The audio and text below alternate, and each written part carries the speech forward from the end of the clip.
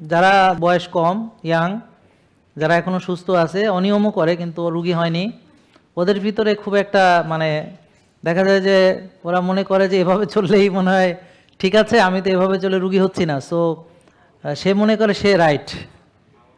এবং আমরা যখন বলি এটা খেলে সমস্যা, ওটা খেলে সমস্যা, তখন ওরা বিরক্ত হয় এবং মনে করে হ্যাঁ এত রেস্ট্রিকশন দিচ্ছে, এত কিছু দিচ্ছে। বা কেউ কেউ বলে যে আমরা বাঁচবো কয়দিন, খায়ে বাঁচি, কিন্তু অ্যাকচুয়ালি আমরা যদি মরে যাই, প্রবলেম কিন্তু মরে যাওয়ার মধ্যে কোনো প্রবলেম নাই, কারণ সবাই মরে যাবে, আমিও যাব, সবাই মরে যাবে। পৃথিবীতে ভালো মানুষও মরে যাবে, খারাপ মানুষও মরে যাবে, তো আলটিমেটলি সবাই মারাই যাবে।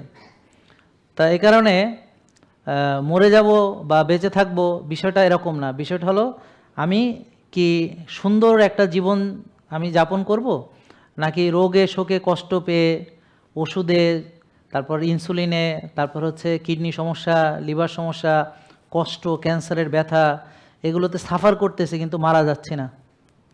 প্যারালাইসিস হয়ে পচে গলে যাচ্ছে কিন্তু মারা যাচ্ছে না। পা কেটে ফেলা হচ্ছে, আঙ্গুল কেটে ফেলা হচ্ছে কিন্তু মরতেছি না এখনো। প্রবলেম কিন্তু সেখানে। মরে গেলে কোনো প্রবলেম নেই, কারণ সবাই মরে যাবে। ব্যাপারটা বুঝতে পারছেন তো? ওরা অ্যাকচুয়ালি হয়তো পুরো বক্তব্য শোনে না, এবং পুরো বক্তব্য শুনে এরকম সংখ্যা খুবই কম।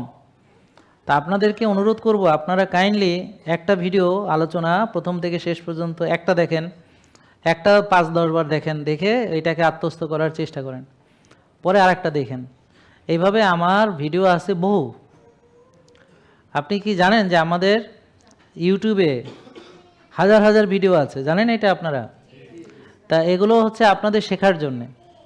জেকে লাইফস্টাইল লিমিটেড, ওষুধ মুক্ত সুস্থ জীবন।